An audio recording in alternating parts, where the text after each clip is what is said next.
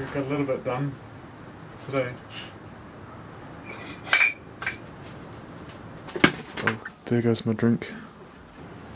It's time to try and get these plungers apart. I can't really heat them or I'll destroy the springs or the shafts, the hardened bits. So the only way I can think of is I've got to clean the rust off the shafts with emery tape and get all the rust off and then try and drive them out. I can put a little bit of heat on the alloy and try and get some penetrating oil in there and stuff, but yeah, slow going. Gotta be careful not to destroy anything.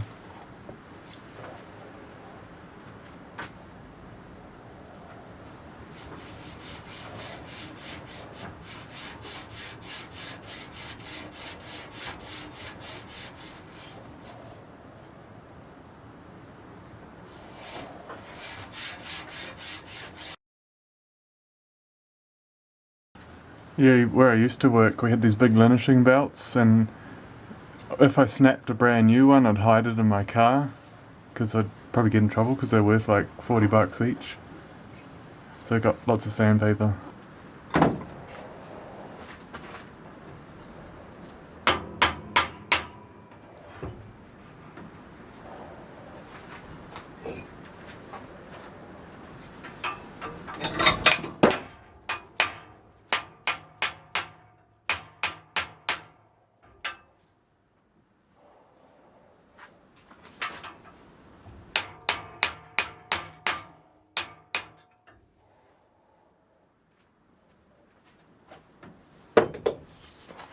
I need to compress that spring somehow,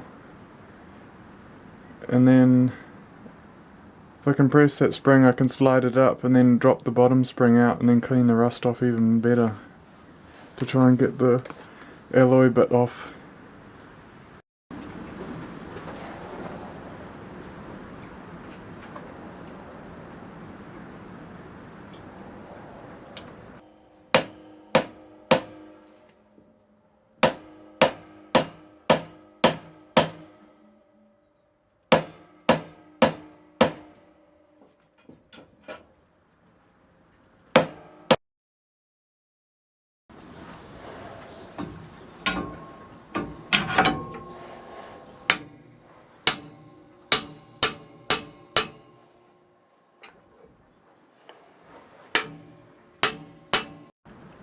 With that amount of aggro on it just then, I can just get them to crack loose, and then I'll start twisting it, sanding up this, and then oil it, grease it, and then it's done. Yeah, after hours and hours of heating and bashing and all that, they're free, but I cannot drive this fully through the plunger, but they're free now. This one is free, so I thought just leave the thing. I can't be arsed. It works now. They're just, I could drive this shaft out to about here and then it would stop, get bound up in here somewhere. So I think if I just give them a good greasing for a while and flush all the crap out, they should be fine.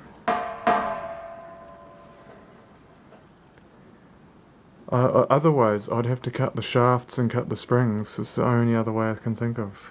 But this has fought me so hard. I've got to do this one now. Yeah, that's good now. They're both free. Nice and free. I'll get some grease nipples.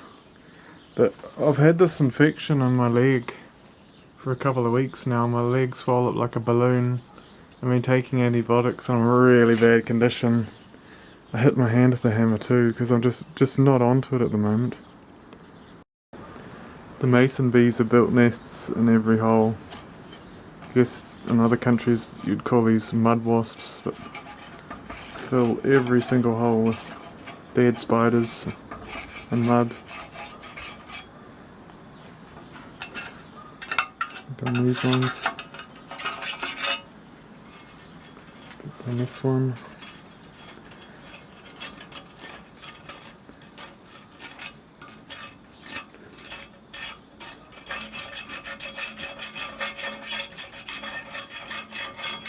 Any engine, they'll fill every single cooling fin up too.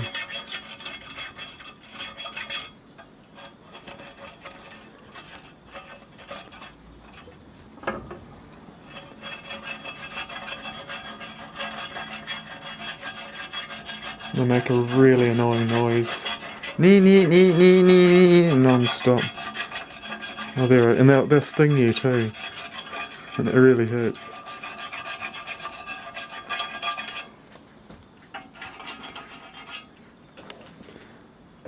Yep, so I think that's done.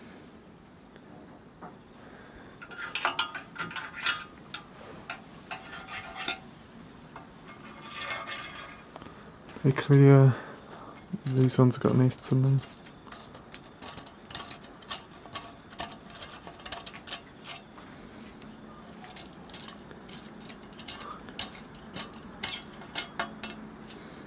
Oh yeah, did a bit of work on the yolks too, just cleaning the rust off. I think these are the correct ones. I need bearings for these. Actually I need bearings for the steering head bearings for the frame and these. Got 3 stanchions which are all rubbish. This one's too short. Looks like somebody used it as a tent peg. These ones are bent.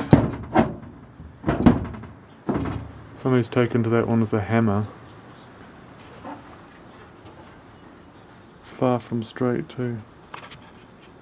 I think on one of the other videos I was talking about how these were damaged. I've actually gas welded all of these up. I didn't make a video of it, but there's some other videos on my channel of me doing gas welding on alloy. But this whole piece was broken out here.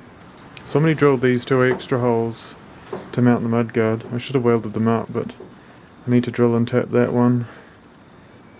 And this one had broken, still need to grind it more, but that had broken off through there and I've welded that on. And it also broken through there and I've welded that. And these headlight ears, that one was totally bent and I've hammered that straight. And it had somebody drilled an extra hole through there. And these are the genuine ones with the badge, I can clean that up. And yeah, this one here, that hole had flogged out, so I've welded that up. And the whole piece here had been broken out, I've welded that on. And another possible engine is this JAP 600 single. It's from a Clifford rotary hoe, which I was going to restore, but the sandblasters I took the whole transmission and all that to get sandblasted, and they've dropped it and broken the bell housing, so it might have actually destroyed it, but I still need to go and check up on that. But this engine, the mag's out the front, but the mag unbolts from here and then it leaves this piece, so I was thinking of making like a CDI ignition using one from some sort of Japanese bike or something, and then I'd have enough room for the frame rail and that. And I need to get another head because the fins go the wrong way. But I don't think this has ever been apart. I need to cut off this, because it's a direct starting engine. But that'd look alright. It's quite nice. It'd be better than that Howard engine.